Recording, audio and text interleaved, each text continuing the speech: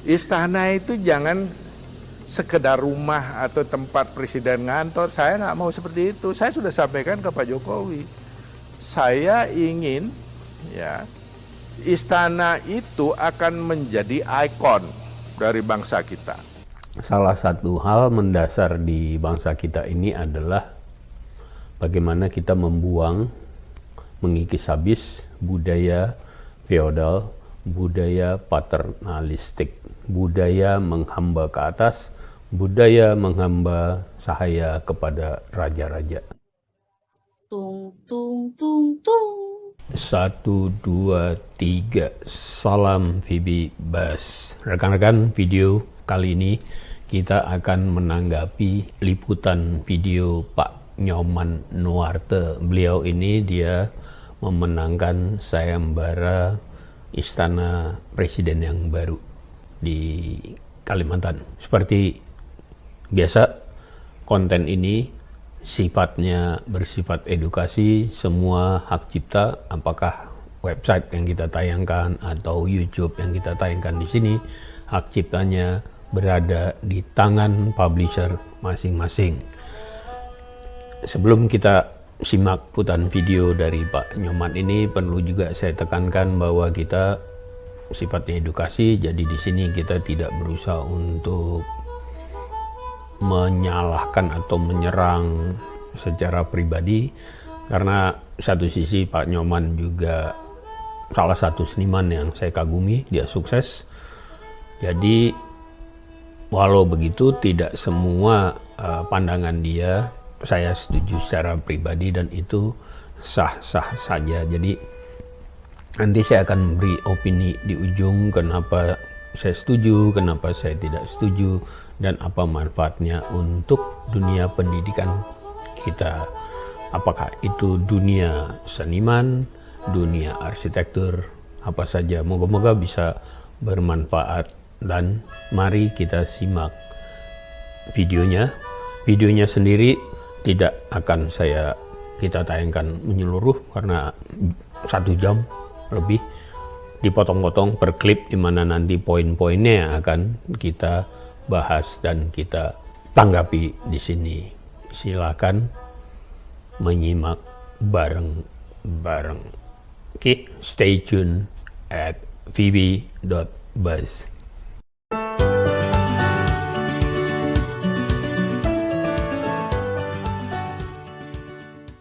Biasanya kan Pak Nyoman ini terkenal dengan karya-karyanya yang fenomenal, seperti misalnya monumen GWK di Badung, Bali, terus juga ada monumen Jalasveva Jayamahe juga, terus juga ada di Jakarta mungkin yang biasa kita lewatin itu ada monumen proklamator. Ya. Nah, tapi sekarang Bapak ini ditugaskan oleh Presiden untuk mendesain Istana Presiden di IKN baru. Itu ceritanya seperti apa itu, Pak? Ya, ini saya ceritain ya dikit ya, supaya masyarakat. Kan banyak pertanyaan nih, pematung mengerjakan pekerjaan arsitek gitu. Jadi ceritanya begini, saya diundang untuk ikut sayembara. Ada 4 arsitek dan 1 saya. Entah saya dianggap seniman, entah dianggap arsitek, nggak tahu lah. Pokoknya diundang. Ikut, dikasih waktu 10 hari, membuat desain 12.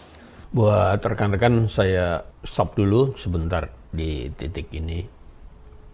Jadi bagi yang komplain katakanlah kok ada seniman yang mendesain gedung misalnya ya, itu kalau dari penjelasan barusan itu sebenarnya kita nggak bisa komplain karena Pak Nyoman ini diundang untuk ikut sayembara.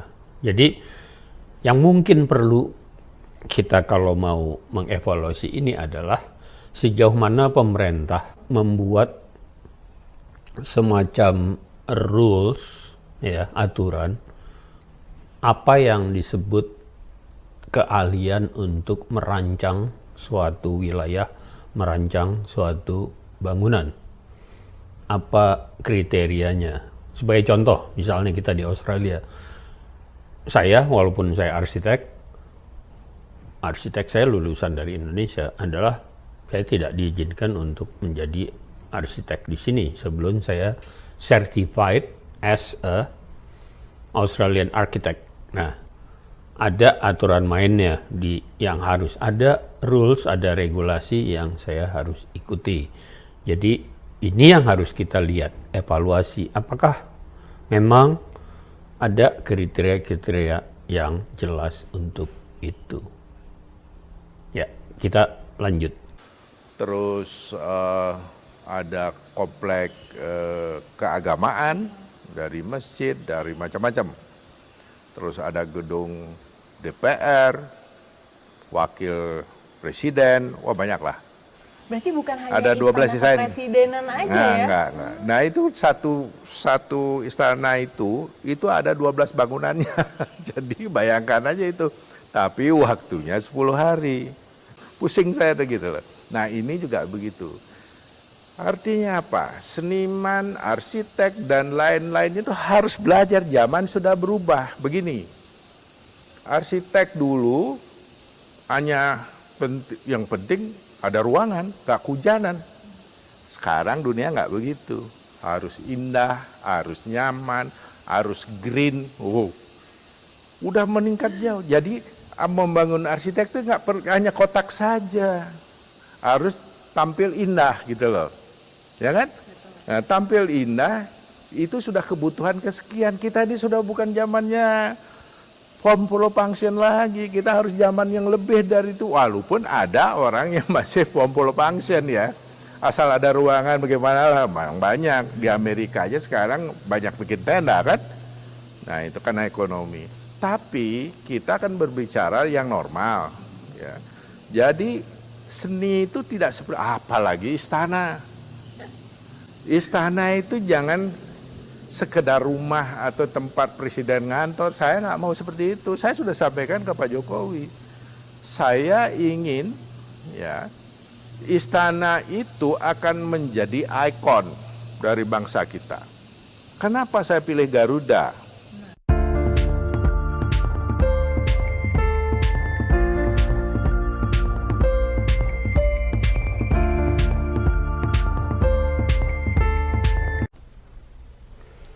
Rekan-rekan, tadi kita udah lihat bersama tentang proses perjalanan Pak Nyoman dalam mengikuti sayembara ini, dan di ujungnya akhirnya dia terpilih sebagai pemenang sayembara untuk Istana Kepresidenan.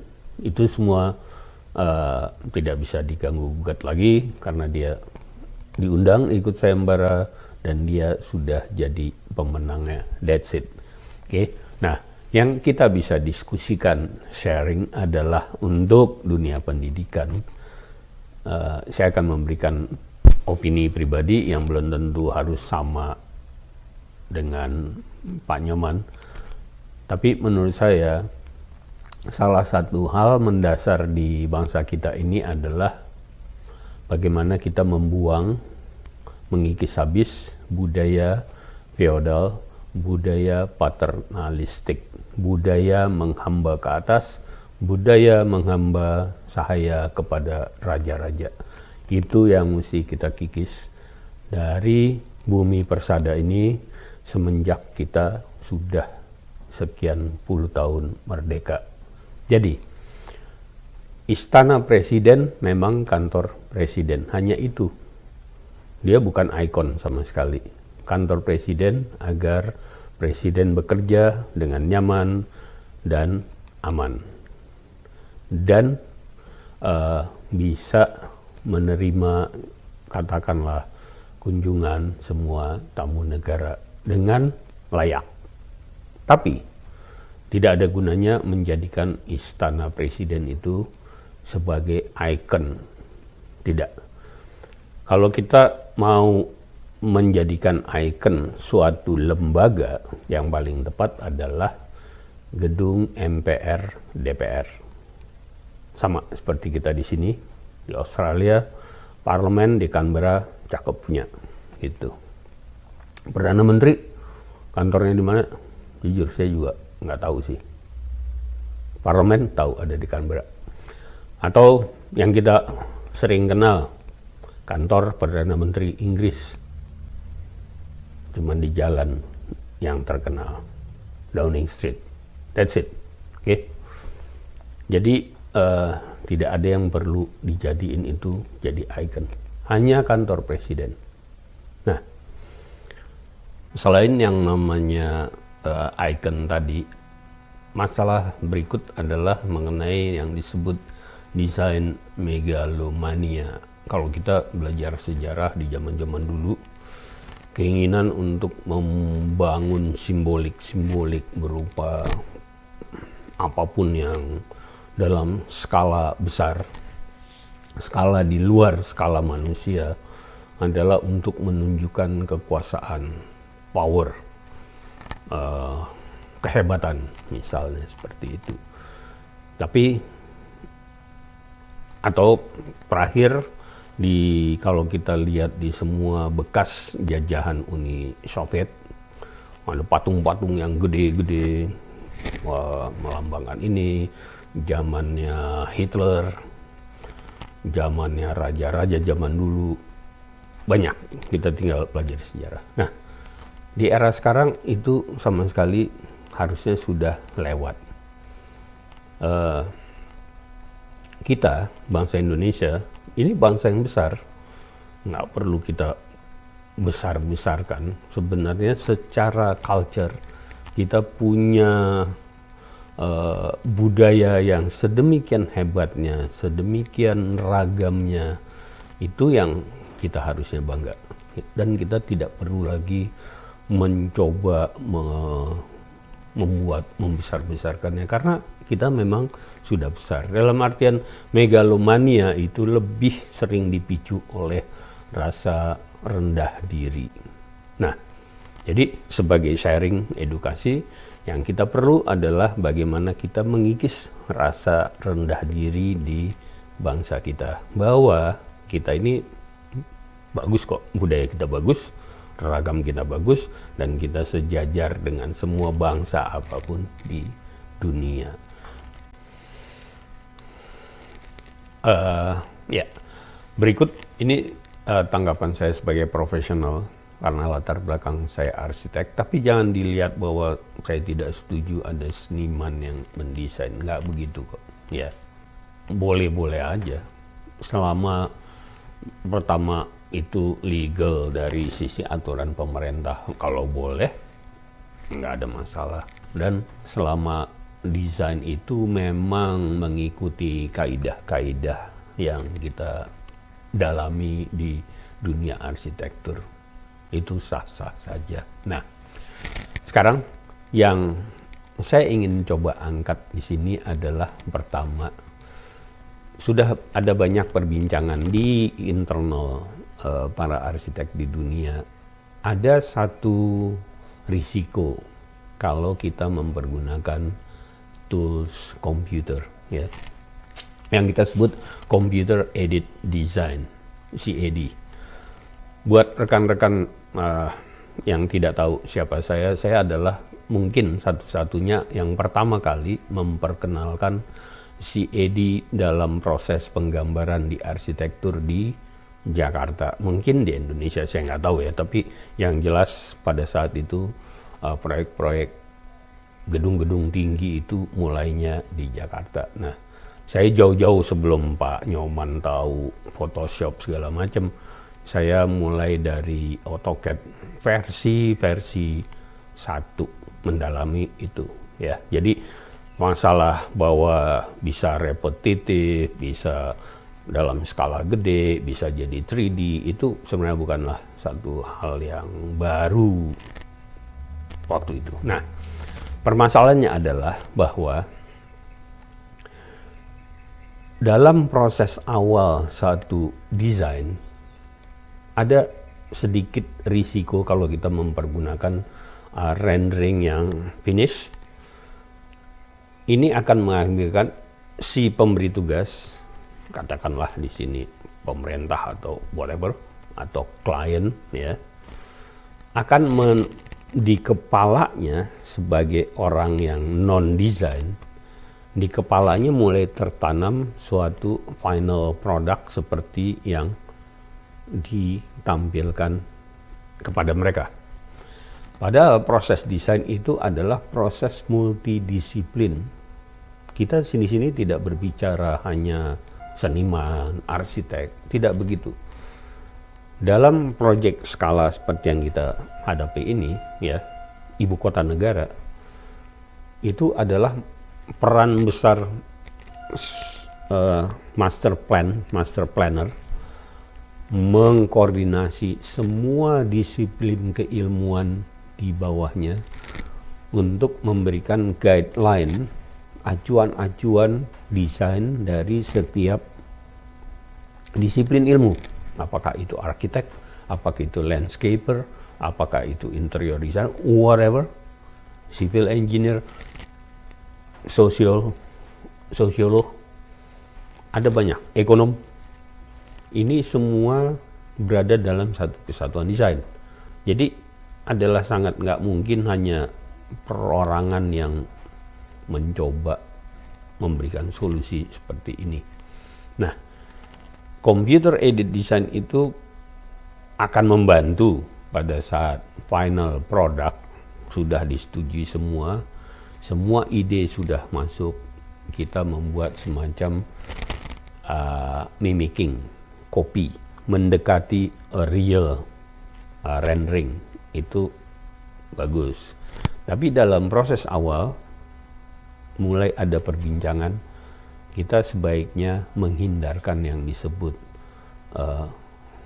finish product karena proses harusnya berkembang. Itu satu. Dan bahaya dari mempergunakan tools agak berlawanan dengan ide Pak Nyoman bahwa loh kenapa desain selalu begini, cuman kotak gini-gini. Tapi apa yang saya lihat di sini adalah ini adalah model-model desain yang tahun 70-an di mana belum mengadaptasi sama sekali era hari ini ke depan, yaitu era 5G, era AI, era Internet on Things. Ada banyak yang membuka model-model desain yang sebenarnya berbeda dari yang 10, 20, 30 tahun yang lalu. Itu salah satu contoh.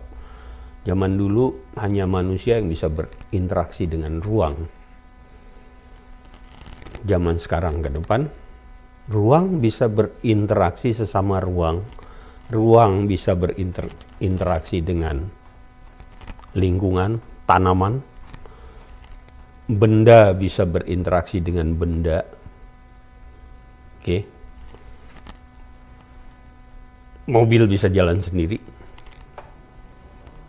Nah, itu semua harusnya ada dalam bentuk-bentuk konsep yang harusnya tampil di proyek ini. Kalau saya lihat, maaf, ini hanya bagus secara tools, secara rendering dengan komputer, tapi sama sekali tidak mencerminkan adaptasi apakah renewable energinya di masa depan. Itu adalah hal yang sangat utama. Pergerakan manusia, model-model pergerakannya agak berbeda dengan apa yang kita kenal sebelumnya. Ada banyak hal yang harusnya keluar sebagai adaptasi masa depan, bukan masa lalu. Ya. Jadi ini bahayanya teknologi. Teknologi itu kita harus ikuti terus perkembangannya karena dia cepat. Zaman-zaman Photoshop, AutoCAD itu udah zaman yang boleh dibilang kalau dalam bahasa teknologi informasi itu era-era yang sudah lewat. Ya. Kita masuk ke era-era yang baru di mana intelijensia buatan itu bukan lagi fiksi tapi ada hari ini. Terakhir, ada satu hal, ini hanya wacana bahwa saya ingin membahas tentang apa sih dampak kita sebagai desainer seorang arsitek yang mendesain satu gedung lingkungan terhadap manusia di sekelilingnya.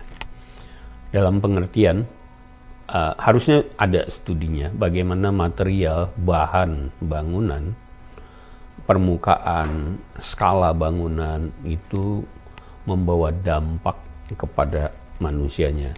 Sebagai contoh, apabila kita berada di dinding yang tinggi, yang sempit, dan kita jalan di tengahnya, kita akan merasa kita tuh tertekan, atau sebaliknya, atau warna, atau material. Nah, pada saat pulang kemarin, saya jalan di CBD, Sudirman, gedung-gedung bagus, gedung-gedung tinggi, di mana-mana. Saya coba jalan di sana, dan saya coba berkhayal seandainya saya jadi, katakanlah, pedagang keliling yang jalan di trotoar. Yang saya pengen angkat di sini adalah, saya coba berkhayal, apa rasanya saya, connectivity saya ke ruang yang sedang saya jalanin. Apakah saya ada jarak? Apakah lingkungan itu memang berasa sebagai milik saya atau sebenarnya asing dari saya? Ini kaitannya nantinya kalau kita lihat dampak-dampak di kota-kota besar ya. Kalau begitu massa berkumpul, massa itu amok, dan massa mulai merusak. Banyak mungkin kita menyalahkan kenapa mereka merusak, tapi jarang kita melihat studi ke dalam. Ada dampak ke alam bawah sadar bahwa lingkungan ini bukan gua punya, ada jarak dengan gua, dia bukan gua. Disitulah pada saat-saat tertentu tumbuh kemarahan. Nah, itu kenapa ini tidak mudah memang solusinya, bahwa manusia itu membutuhkan alam, suasana yang natural, di mana dia merasa jadi miliknya. Waktu saya ke Labuan Bajo, saya ngerasa itu jadi milik saya di sana karena alam natural. Tidak berarti kalau kita mendesain harus balik ke nature seperti itu, tidak begitu. Tapi menjadi seorang desainer sebenarnya kita harus sudah mulai hari ini untuk memikirkan bagaimana ruang yang kita bentuk, ruang material yang kita pilih, ya, material sebaiknya benar-benar mulai dipikir dia menjadi milik, bukan dalam bentuk memberi jarak keras, ya, seperti halnya tembaga ini, gitu, keras, power, tapi dia bukan milik, gitu kira-kira. Demikian kira-kira tanggapan dari saya mengenai Istana Kepresiden ini. Moga-moga bisa diterima apa adanya, karena murni demi untuk sharing edukasi. Untuk semua video yang saya pergunakan di sini akan saya linknya deskripsi di bawah deskripsi di bawah ini, gitu. Terima kasih. Salam VB Bus.